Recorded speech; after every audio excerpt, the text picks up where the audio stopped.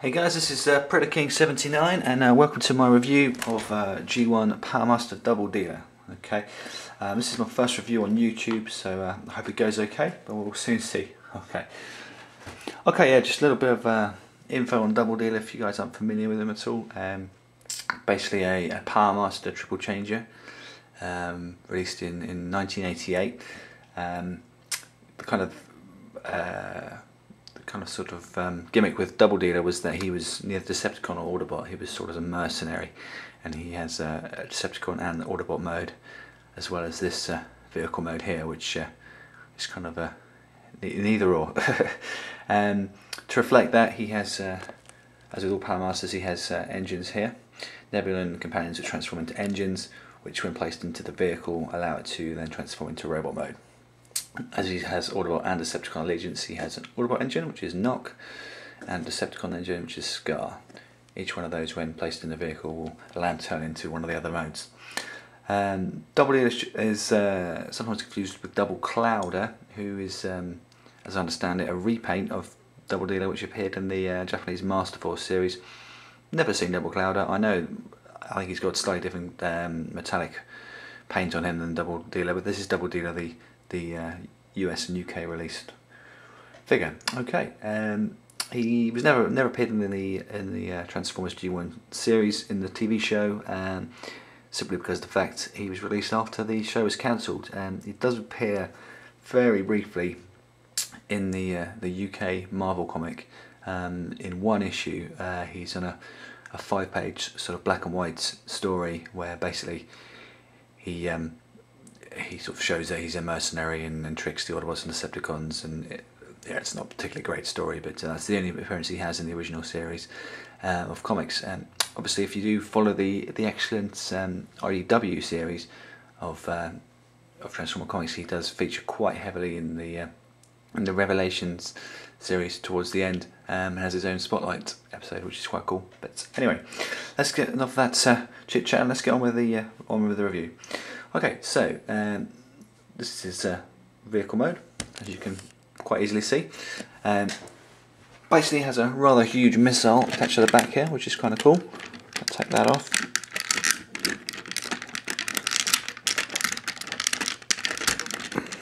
Okay, got this rather massive missile launcher here. I'll take this little bit off the back. That's basically, all that is basically in vehicle mode, allows you to hold on the engines in the back when he's in vehicle mode. Obviously the other engine's going to be inside there, so I'll put that to one side for now. We'll get him transformed into robot mode first of all. Okay, so the missile launcher basically separates into two different weapons, which you'll then use in robot mode, as you'll see shortly. Okay, so to get him transformed into robot mode, first of all we need Knock, his Nebula companion. I'll show you his transformation, exciting as it is. That's Knock for you. Yeah, just a standard Nebula Powermaster companion. Okay, he basically fits inside the front here. Okay, as I said earlier, I'm sure you're familiar with Powermasters, but if you're not, basically they need this to transform correctly. As you can see on here, there's little red locks on the side and a red button there. This red button connects with Knock here. Placing it in here allows him to then unlock the legs and transform. The bits on the side here are unlocked from Scar, which will show you that will transform into the other mode. But if you basically pick one of these cheap on eBay, quite often they don't have both the engines. I think this guy cost me about £35 complete. But if you don't have the engines, you might struggle to transform him. It's very simple, basically. I'll just pop him out without breaking him. To transform, if you don't have the engine, it's just a question of placing that red button for the legs there, and that will unfold like so. But we'll put Knock back in. For now, just going to adjust the camera slightly. Okay, so legs fold out like this. arms come round.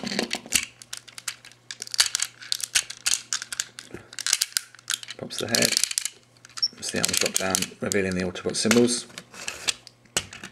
Okay. The chest plate fits on here, like so. And then you've got his two weapons,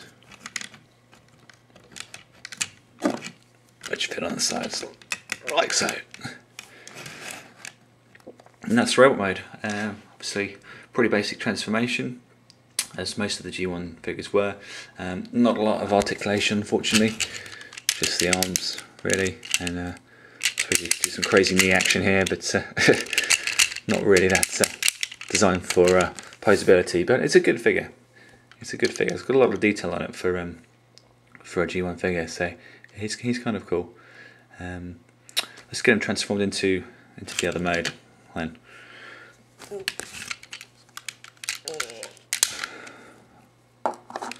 put this back in. Transform into the third mode, you need to sort of pop him back into vehicle mode first. So I'll just remove those parts there and pop him back round.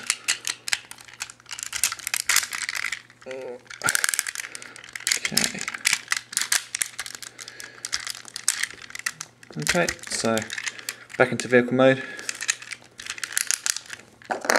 Whip up Scar inside here. Scar is kind of weird in that he's a bat.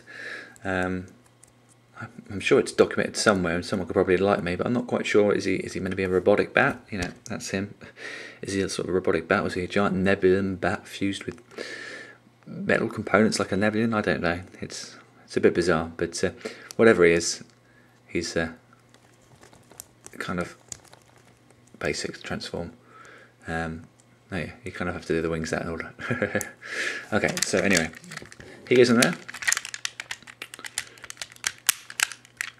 That basically unlocks those side bits there. Just bring this round, which then allows these bits to drop down here.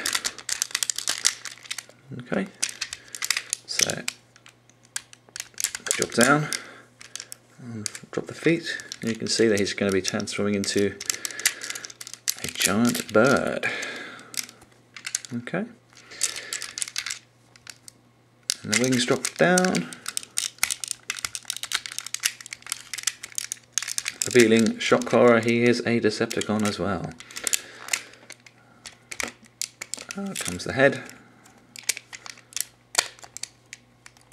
There you go. Basically the missiles and that can also be attached to him in this mode. You can pop the Top Gun just on there.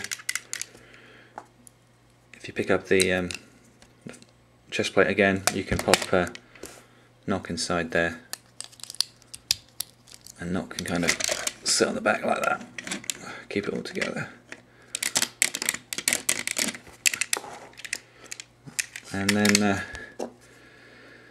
the other part of the missile basically fits under there, like so. Looks rather dodgy from a certain angle, but but no. Okay, so yeah, that's the Falcon mode or Eagle mode or whatever it is with a blue head. But yeah, no, it's good. I mean, the thing I like about this figure is it's really, you know, it's got three very distinct different modes. A lot of the triple changes I found, it was kind of just like you'd have one, you know, the rebel mode, one sort of really cool vehicle mode, and then one just kind of crap vehicle mode where they just sort of folded a couple of bits over and it really doesn't, you know, it's kind of really pointless. But with this guy, you know, each of the three modes are very different and you know, kind of cool. So yeah, that's G1 Doubledealer. You pick them up on eBay, say for about £30 to £40 depending on the condition. I wouldn't suggest you pick them up without the engines, because they are a nightmare to get hold of and you're going to be paying a heck of a lot for them. So yeah, see if you can pick them up. You'll enjoy it. He's a unique figure. He's cool. Okay, cheers.